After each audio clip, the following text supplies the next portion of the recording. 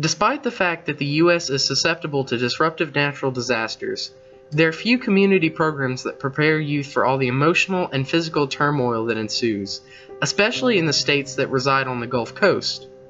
A particular source of anxiety arises from the perceived inability to enjoy a nutritious home-cooked meal in the absence of power. So I kind of didn't prepare at all myself. I remember thinking about, oh gosh, what all could happen, and knowing about people going to like Lowe's and getting a bunch of stuff and preparing, but I don't think we ever really prepared. It was just kind of like hoping that it'll be okay. Well, what did I do for food? Well, we really didn't have anything to cook, so we lived off of like them little small bags of chips and crackers. MREs and the stuff we had in our cabinets that we had prepared, like canned foods and things, and we cook them on a little burner that we had. It was propane. They didn't taste that good. It's basically like a cracker, and then you'd have a dried meal that you poured water into. One of the guys that we spoke to at the National Guard stated that while the MREs are nutritionally dense, they cease to become nutritionally viable after 3 weeks.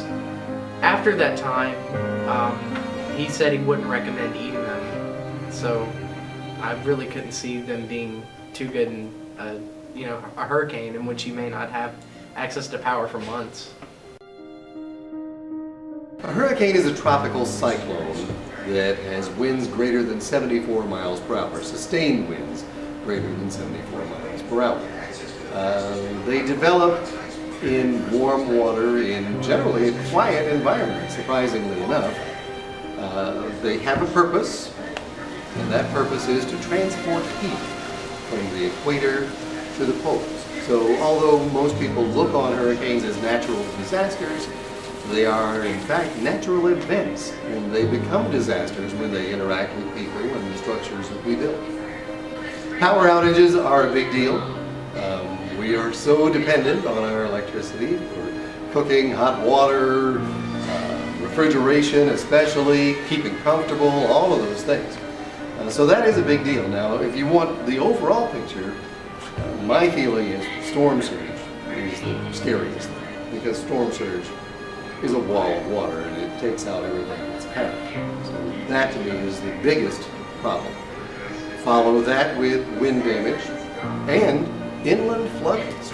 I think one of the major weaknesses is not adhering to warnings or directives put out by civilian authorities. When civilian authorities makes it a mandatory evacuation for an area, the population needs to take it seriously and evacuate the area. That was much of the case of the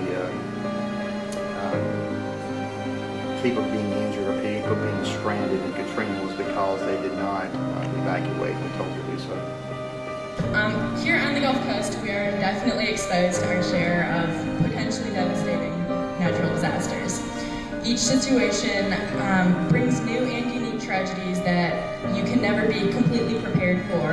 After major disasters, food insecurity statistically rises, and that often remains higher than the prior percentages, even after the press and the national charity organizations have vacated the area. Before a hurricane, you should have an idea of where your, for example, important papers are, and what you're going to do with them. Maybe you should have them in a safe deposit box somewhere other than your home. Or maybe you can't do that. Maybe you want to put them in plastic, in something that won't be damaged by water. So that's just one thing. Other things that you would do well in advance of the storms, you would have your disaster kit ready. 3 days of supplies. 3 days because in a terrible storm like a Katrina, it might be 3 days before first responders can get to you. That's the first responder. So you may be on your own for 3 solid days. So that's a thing you'll want to have is a kit with food. You'll want to have a weather radio. And these things are things that you want to do well out in advance. You want to have plywood for your windows and that sort of thing. As the storm gets closer, and you want to do different things. You'll want to make sure that your car is full of gas. You want to make sure that there are fresh batteries in your weather radio. You want to make sure that you're going to have enough water stored to drink for those 3 days. And then as the storm gets closer still, you'll want to fill up your bathtubs with water. You know, your plan should be to get out whenever you're ready to get out. But maybe you're not directed to get out and the hurricane or disaster is worse than what was predicted. Then you've got to have a plan for what you do at home. You need to have a week's worth of food that you have prepared. You need a week's worth of water. And you've got to have a two-way radio or some kind of communication device and backup batteries. So having a plan and keeping your emergency supplies handy would be the way to prepare for that. One of the key factors in providing effective disaster relief is ensuring that people have access to healthy foods, particularly foods rich in protein and nutrients. Evacuees and those in need during times of natural disasters are under extreme stress, and maintaining healthy nutritional habits allows them to act with clarity and efficiency in troubling situations.